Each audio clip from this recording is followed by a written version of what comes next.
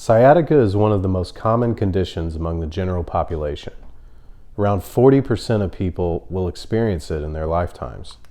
However, military service increases one's risk of developing the condition.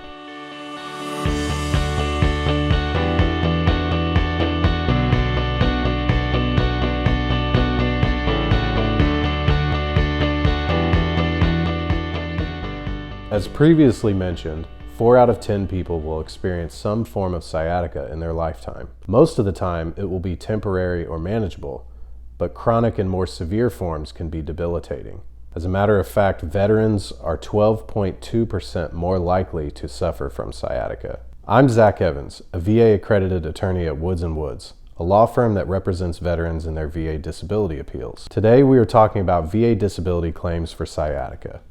So what exactly is sciatica? Sciatica is a term used to describe either inflammation to or damage to certain nerves along the spine. I think it might be helpful to discuss the anatomy of the spine whenever we're talking about radiculopathy and sciatica. Your spine is segmented into vertebrae. These are bones. Bones are separated by intervertebral discs. So imagine little tubular bones stacked on top of one another, and you have a little spongy disc in between. Your discs also maintain little openings for your tiny nerves to escape the spinal column and transmit signals to the rest of your body. These little keyholes are called foramina. If the nerves that pass through these holes get pinched, you end up with pain shooting down the path that nerve travels. For the sciatic nerve, that pathway is down the leg. The sciatic nerve is the largest and longest nerve in the human body and is made up of several nerve roots that escape the spine through those little keyholes in your spine, and they join up near the hip. The sciatic nerve runs through the pelvis and down the back of the leg and splits behind the knee to serve the lower leg and foot. These nerves disperse and run all the way to your toes. This is why severe cases of sciatica impact your ability to flex your foot upward, and sometimes those who suffer from sciatica can experience foot drop. So how can sciatica affect a veteran's life? Many people experience temporary sciatica, which, while uncomfortable, is unlikely to affect one's quality of life in the long term. It might just be something that you deal with for a few days at a time or resolves in a few weeks. However, chronic sciatica can be debilitating. It's a very serious condition. Sciatica causes back pain and potentially weakness or paralysis of the lower extremities. Sciatica can also impact someone's ability to work, no matter what kind of work you do, whether it's manual labor or desk work, administrative tasks. And for a veteran's case specifically, before the VA, can contribute to a finding of total disability based on individual unemployability, or TDIU. There's a lot of different ways that sciatica might manifest itself in terms of a difficulty maintaining employment. In a work environment, dealing with sciatica can cause an inability to lift heavy objects. It can also cause trouble sitting for long periods of time, either at a desk or in a vehicle. I have a lot of veteran clients that have worked administrative jobs, that did desk work or management level work where they were required to sit and generate or review reports for long periods of time, hours at a time. And if you have severe enough sciatica, after a couple of hours, sometimes after just a few minutes, you can start to feel some of the shooting pains going down your legs. And then when you go to stand up from the chair, you can feel really unstable on your feet. Medications used to treat the pain can also impact your focus, mental clarity, and ability to operate heavy machinery. When you claim service connection for sciatica, part of the process often involves going to a compensation and pension exam, a C&P exam as they're commonly known. These exams very intentionally avoid discussing these types of workplace impacts. But a good lawyer can help you develop evidence that truly tells the story of your limitations and can help you successfully pursue a TDIU rating at 100%. The key for most veterans looking to get their sciatica service connected is to service connect the underlying injury. that is typically the cause. If it's a car accident, hip injury, where the sciatic nerve is injured, where it passes through the pelvis, that's what you want to pursue, the injury to the hip, the car accident itself. But if it's a back problem, which is what we see most commonly, you need to service connect the back problem. Sciatica is best thought of as a symptom or a residual, not its own freestanding condition. So we have to get into your story of your time in service. So that leads us to, what kind of job did you do in the military? What was your MOS? What kinds of things did you go to sick call for? Were you ever placed on light duty or reassigned due to a back injury? It didn't have to be during a deployment or even on base. If you got into a car accident on leave back home, that's still an in-service injury.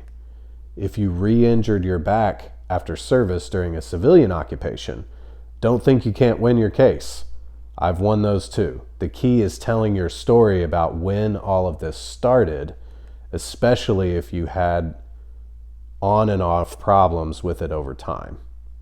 Some of the things I've seen in veterans' files that have led to sciatica, one of the most common is a lifting injury. Anytime you're lifting heavy loads for long periods of time, there's a risk of a back injury there. Maybe that 38th time that you pick up something heavy is not quite perfect form. You might be a little sloppy, you might be tired, you might be in a hurry, and that's typically when injuries occur. Another example would be long ruck marches. So if you spent a lot of time in the infantry, in the Marines, maybe following your crucible march, your back was never really the same. Another one would be working long hours in confined spaces. So think about our naval veterans. You might be in a really confined space for a long period of time, trying to pull cable along, trying to make cuts or splice wires. Over time, after years of service doing that kind of work, that can have a significant impact on your low back and the nerves that are trying to escape your spinal column to communicate with your legs.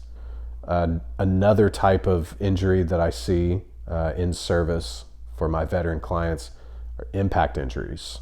Whether it's a one-time impact injury or repeated impact injuries. A good example of this would be paratroopers. Another one is hard falls from vehicles. So think about guys that have MOSs in vehicle maintenance, up armored Humvees, Bradley fighting vehicles, mechanics. If they take a hard fall and they land on their lower back, or they land even on their feet in the wrong way, or they land on their backside, that's a prime candidate for a back injury. So once you are service connected for sciatica, how does the VA rate sciatica? Well, the VA uses diagnostic codes 8520, 8620, and 8720. The most common of them being 8520 for paralysis of a peripheral nerve. The ratings for that are as follows. So we've got 80%, and that is equivalent of a complete inability to use the lower leg. That means your foot dangles and drops. You have no active movement possible of muscles below the knee. Flexion of the knee is weakened or sometimes lost completely. A severe incomplete paralysis rating is rated at 60% and is a little bit easier to identify than some of the lower ratings. And that's because there's a very recognizable visual component of this, and that's marked muscular atrophy. Below that is a moderately severe rating at 40%. So at the 40% level, we're looking for consistent problems walking and bearing weight with instability. Then you move down to moderate incomplete paralysis, and that's rated at 20%. What we're looking for here is an intermittent instability that comes and goes. So it's not something that you're dealing with constantly, but your flare episodes might have a significant impact on your ability to walk. Then we move down to a mild incomplete paralysis rating of 10%. Typically, these ratings are in place whenever veteran symptoms are limited to sensory perception. We've got numbness, tingling in the area, feeling of pins and needles, hot and cold difference that you can perceive but don't necessarily impact your ability to get around or walk all the time. The 8620 diagnostic code is for neuritis. Essentially, this just means a referred sharp pain, a shooting pain that travels down the leg. A good example of this would be if you bend or twist in the wrong direction and you feel that shooting lightning feeling down your leg.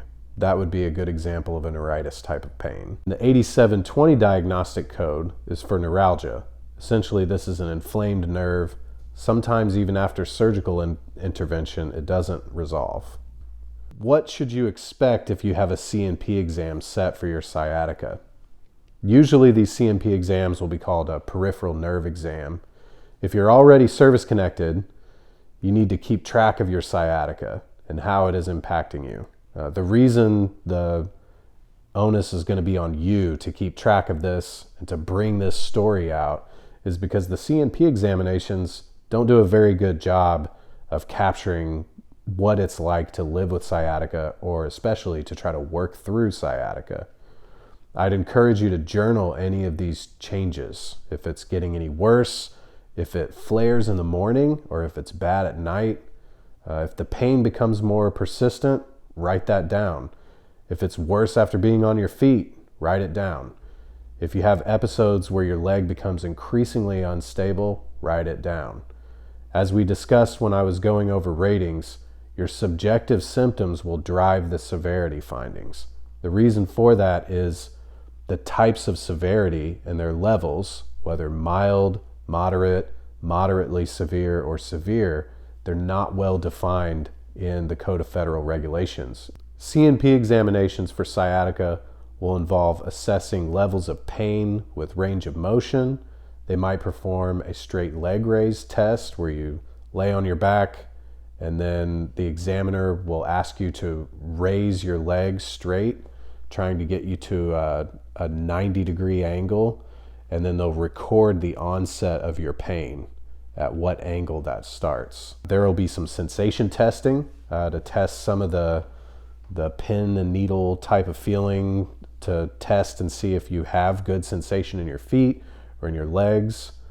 They'll ask you questions about what you're feeling during these tests.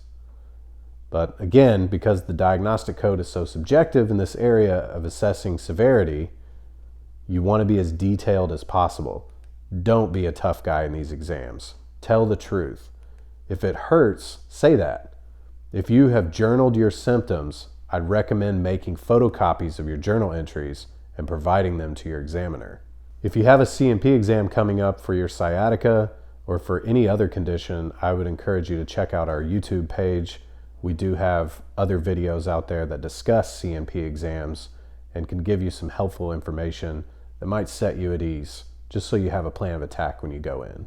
You can learn more about VA benefits for sciatica by following the links in the description box of this video. If you have more questions about VA benefits in general, watch some of the other videos on our YouTube channel. You can also leave your questions in the comment section below. If you're wondering if you qualify for a 100% rating or TDIU, contact Woods & Woods for a free consultation. Click on the contact page in the description below this video or call us at the number on your screen.